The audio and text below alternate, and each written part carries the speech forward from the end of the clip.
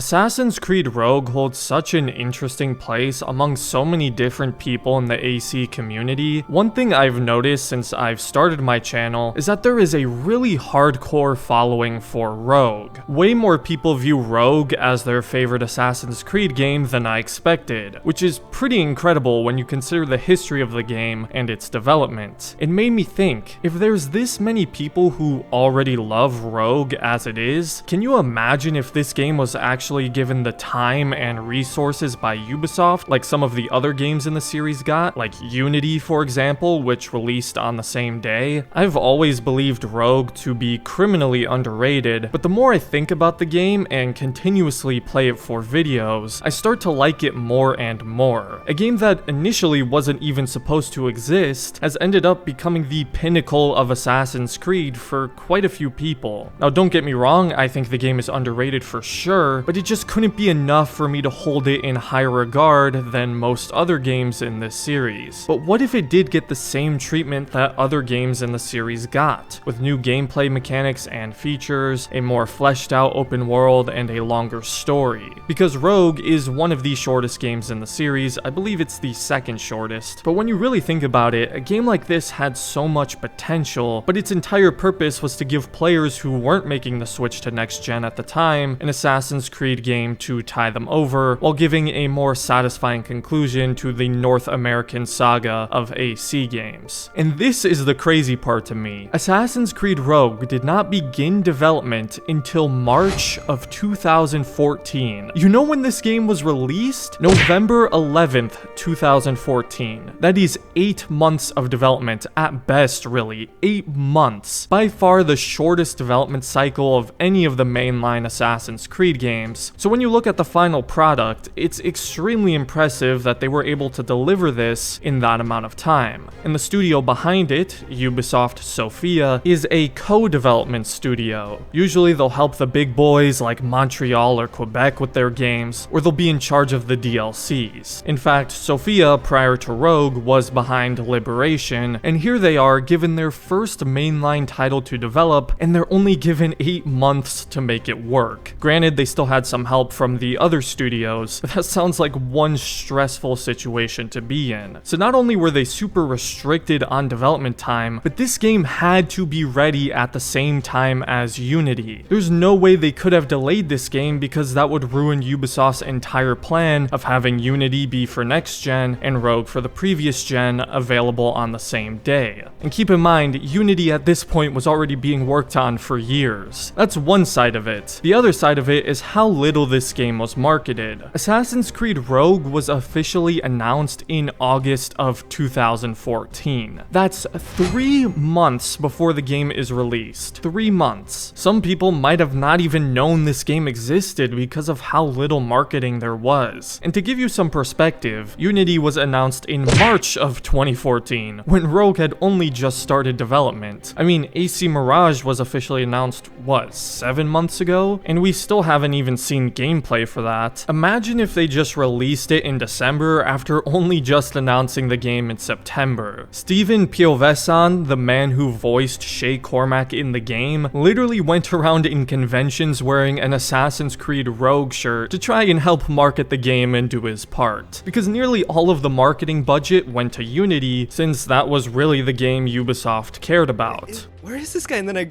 go back to the Facebook page and then I look closer. I'm like, that guy's wearing an AC Rogue shirt. And then I'm like clicking through. Like, I tried to do some self-promotion because obviously all the promotion went to Unity. It was their bigger game. Yeah. Money on it, and I completely understand. But I made myself a shirt with the logo and I ironed it on it. I wrote, "I am Assassin's Creed Rogue." And out of the 3 days of Comic-Con, only one person asked, and it was somebody who didn't care. Oh my god.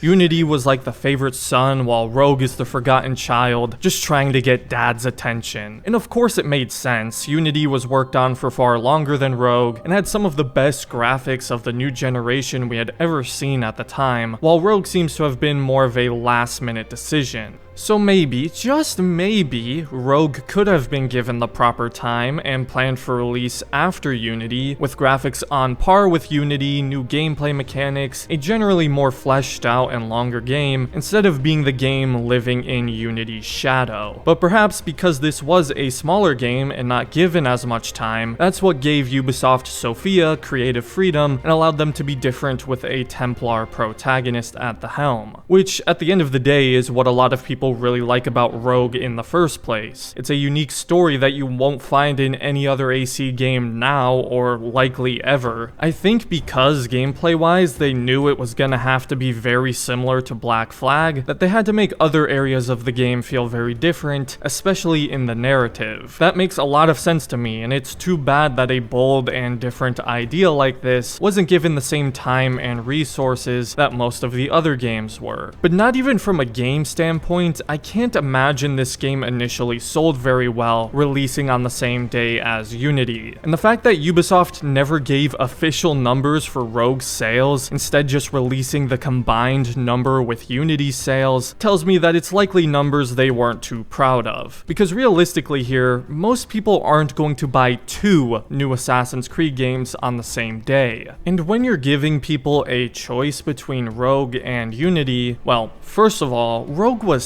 $60 on release, which is just ridiculous. These games were the same price. One was worked on for 4 years, and the other was worked on for 8 months. Yeah, that makes sense. Let's say you have $60 to spend on a new game as an Assassin's Creed fan. It's November 11th, 2014. You have 2 options. You get Unity with the amazing graphics that has all this insane hype and build up around it, awesome looking trailers and promises from the developers. It's got a 15 to 20 hour main story with tons of side content. It has co-op you can play with your friends, and it has completely new gameplay mechanics from anything you've seen in Assassin's Creed before. Or you take your $60 and spend it on the game that's had little marketing, is less than half the length of Unity, looks identical to Black Flag's gameplay, and has significantly worse looking graphics. You can probably see how most people chose the former, not the latter. The only reason to go with Rogue in this situation is if you didn't have the new consoles or a PC. And keep in mind, most people probably weren't aware of all the bugs that plagued Unity at launch. I have to be honest here, back then, I don't even remember hearing about Rogue. I didn't play it until years later. Ubisoft set this game up to fail. It's almost like they wanted it to, which is why I'm so impressed with Rogue and how many people love it, despite all the adversity it had to face. Sure, it still lacks new gameplay features and mechanics. A lot of people love Black Flag though, so that wasn't much of a problem for them, and the little they did add were good changes. The Assassin Stalkers are still one of the coolest enemy types in all of Assassin's Creed. There were some new weapons and tools. Notably, I really like the Sleep, Berserk, and Shrapnel grenades. I thought that was a clever idea. But again, most people don't love Rogue because of its gameplay. It's really all to do with the story. You can tell that was really important for the game because they weren't going to have the time in development to make big changes to the gameplay. So the story is really where all the passion and creativity poured into the game shows. It's still not a perfect narrative. I've talked about some of the issues and contradictions with it in previous videos, but for what it was, a Templar story that simultaneously ties into Assassin's Creed 3, Black Flag, and Unity, it worked. It of course brought back Achilles, Adewale, and Hatham, all major characters from the North American saga, and brought so much more history and context to those games, especially AC3. Not only is Rogue's story good on its own, but it really enriches Assassin's Creed 3 in my opinion. In a lot of ways, it feels like a prequel, and if you haven't played Rogue or AC3 before, it may be worth playing Rogue first. It gives so much more context and weight to AC3's narrative. And as someone who really enjoys the North American saga despite its flaws, I really liked how Rogue bridged the gaps. It also just makes you see that opening to Unity in a different light. I wonder if when they were writing the story for Unity, if they knew that Shay would be the one to kill Arno's dad, because Unity was in development long before Rogue. I imagine the story was being written before Rogue was even a thing, and they never touch on in Unity who the true killer of Charles was, so it makes me think that in Rogue they saw saw that as an opportunity to tie Shay directly into the events of Unity, which would also explain why Shay wouldn't be in Unity despite what he said to Charles about starting the French Revolution, and that's also probably why we never got to see Arno and Shay fight, because Shay likely didn't exist when the story for Unity is being written. That's all just me speculating, but I think that makes a lot of sense. Anyways, sorry, rambled on for a bit there. It's very interesting to me though, especially since Rogue's story was literally being written as they were filming it and doing the mocap and lines and everything. That's how pressed for time they were. Maybe Shay says I make my own luck so much because that's what the writers and developers were having to do while making this game. Assassin's Creed Rogue's potential, if given the right time and resources, has to be one of the biggest what-ifs in Assassin's Creed. Not to say I don't like what we got, because I still really like this game, and clearly a lot of other people do too, but perhaps this could be one of the more definitive best AC games among the entire community if, big if, it got the same treatment as the other games. Oh well, I guess we'll never know. I'm glad to see that hopefully Ubisoft has learned their lesson from Rogue. Well, multiple lessons. First, don't release 2 AC games in the same year, nonetheless on the same day, and also don't price a significantly smaller game at $60. Seems like they learned that lesson with Mirage, and give the game enough time and resources for it to flourish. Again, Mirage was not supposed to be a thing initially, just like Rogue, but they've at least gotten over 2 years of development with it, unlike the 8 months Rogue was given. So hopefully we won't have to wonder the same what-ifs with Mirage, but let me know down in the comments what you guys think about Assassin's Creed Rogue, and what you think about the kind of potential it could have had. As always, if you enjoyed the video, I'd appreciate it if you left a like and considered subscribing to the channel if you're new. I also have a channel membership if you're interested in joining. Check out the link in the description for exclusive perks. And other than that, thanks for watching and have a good rest of your day, Assassins.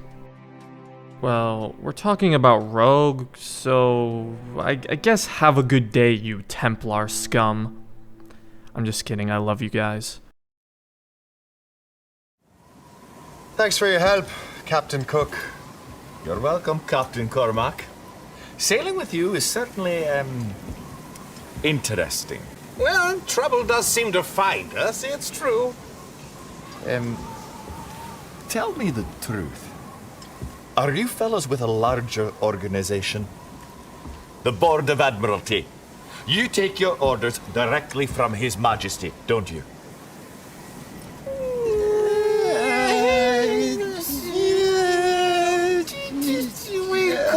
Tell you even if we were.